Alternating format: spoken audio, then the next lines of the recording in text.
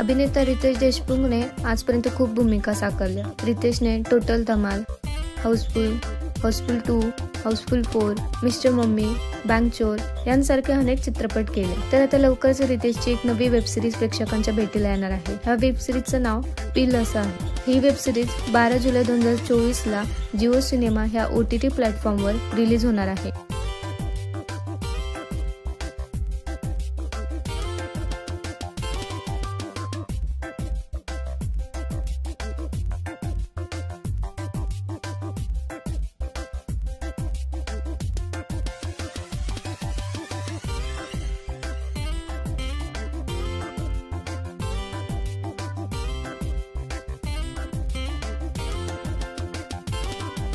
तुम्ही रितेशची ही नवी web series पाहायला उत्सुक आहात का?